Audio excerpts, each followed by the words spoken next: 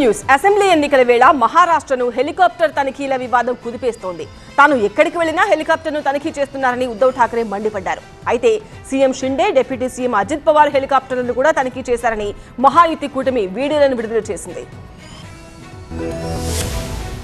మహారాష్ట్ర ఎన్నికల ప్రచారంలో రోజుకో వివాదం తెరపైకొస్తోంది. తాజాగా హెలికాప్టర్ తనిఖీల వివాదం రాజుకుంది. సోమవారం, మంగళవారం ఉద్దవ్ ఠాక్రే హెలికాప్టర్ ను ఈసీ అధికారులు తనిఖీలు చేశారు. 2 చోట్ల ఆయన హెలికాప్టర్ ను తనిఖీ చేయడంపై శివసేన కార్యకర్తలు ఆగ్రహం వ్యక్తం చేస్తున్నారు. ఈ వ్యవహారంపై ఈసీకి ఫిర్యాదు చేశారు ఎంవీఏ కూటమి నేతలు.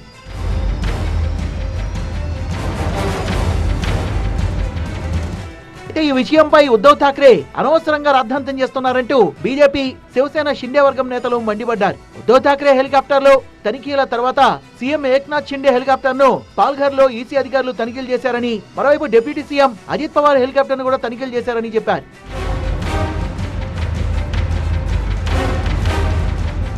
ఎన్నికల వేళ అందరి హెలికాప్టర్లను ఈసీ తనిఖీ చేస్తుందంటున్న షిండే వర్గం నేత సంజయ్ నిరుపమ్ హెలికాప్టర్ లో బ్లాక్ మనీ లేనప్పుడు ఉద్దవ్ ఠాక్రే ఎందుకు భయపడుతున్నారని విమర్శించారు.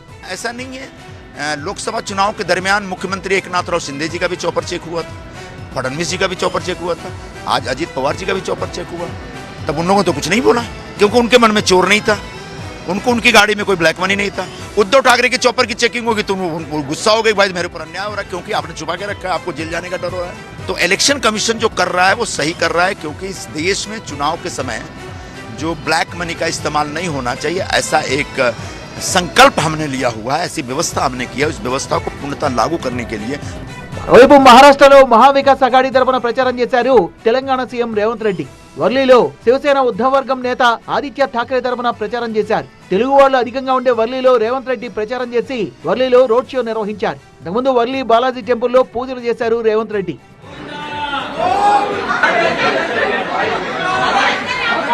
ఇలా ఉంటే ఎన్సీపీ అజిత్ పవార్ వర్గాన్ని సుప్రీంకోర్టు మరోసారి హెచ్చరించింది. ఎన్నికల ప్రచారంలో ఎక్కడా కూడా శరద్ పవార్ ఫోటోను ఎట్టి పరిస్థితుల్లో వాడకూడదని సూచించింది.